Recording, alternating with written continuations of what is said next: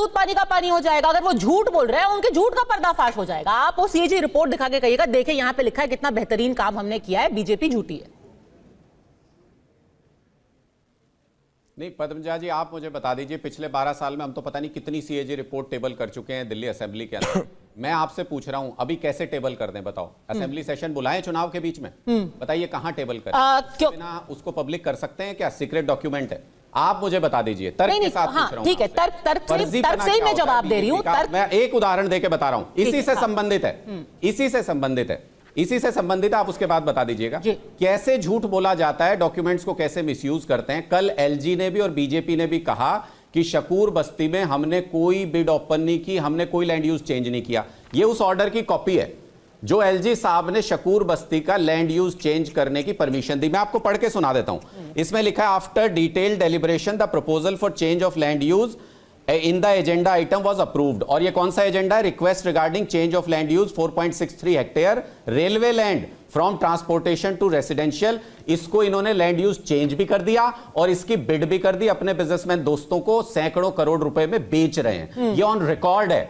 ये मैं आपको बिड आप अभी भी ऑनलाइन देख सकते हैं, बिड हो रहा है ये। तो ये जो दिखता है ना कागज पे, ये सच होता है। ऐसे नहीं कि फर्जी कागज बना लिया जो रिपोर्ट अभी आई ही नहीं। अरे इतनी सारी रिपोर्ट आई है, सीएजी की टेबल की है हमने पिछले 12 साल में, उसमें से निकाल के दिखाओ ना कुछ कि कितने स्कूल के कमरे बने। 22,000 कमरे बनाए हमने, 24,000 बने थे 70 साल के अंदर, 9,000 बेड ऐड कर दिए हमने। ठीक है, ये शकूर बस्ती पे एलजी ने क्योंकि स्पष्टीकरण भी दिया है, बहुत डिटेल में दिया है, उस पर मैं थोड़ी सी देर बाद क्योंकि इस मुद्दे पे रहना चाहती हूँ, ये आज साफ हो जाना चाहिए। बताइए कि चुनाव के बीच में झूठा है स्पष्टीकरण, वो झूठा है स्पष्टीकरण। ठीक है, उस पे आते हैं 2 सेकंड में। आप ये बताइए कि चुनाव के बीच में किधर से विशेष सत्र बुला लेते प्रदीप भंडारी? आप भी कमाल कर रहे हैं।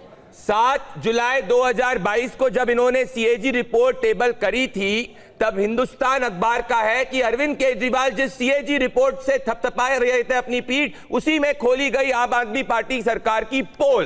तो यह है इनकी सच्चाई। मैं आपसे पूछना चाहता हूं, ये रहा डेटा। क्या अक्टूबर 2024 में दिल्ली का चुनाव था? नहीं था। क्या दिसंबर 2024 में दिल्ली का चुनाव घोषित था? नहीं था।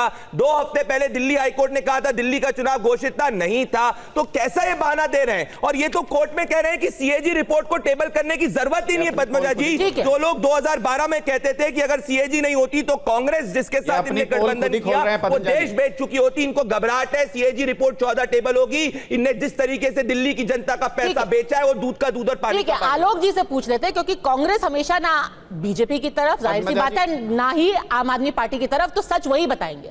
बताइए आलोक जी, किस पर भरोसा करें? क्या ये रिपोर्ट छुपाई गई या नहीं छुपाई गई? देखिए, रिपोर्ट भी छुपाई गई और सच्चाई यह है कि मीडिया भी खामोश रहता है हिंदुस्तान का, क्योंकि मीडिया को भी मसाला चाहिए और दोनों तरफ से मीडिया को एडवर्टीजमेंट मिलता है।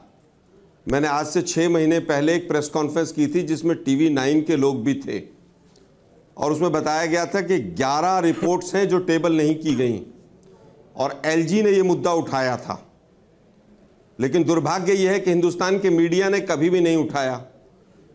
अभी 10 बार एक चीज़ रिपीट की बीजेपी के प्रवक्ता ने कि ऐसा नहीं होता तो कांग्रेस बेच देती। अरे भाई, सीएजी के बावजूद मोदी जी ने देश को बेच दिया, 23 पीएसयू को बेच दिया सीएजी के बावजूद, और कौड़ियों के भाव बेच दिया। ये दोनों लोग वो लोग हैं जो कांग्रेस को केवल बदनाम करते हैं और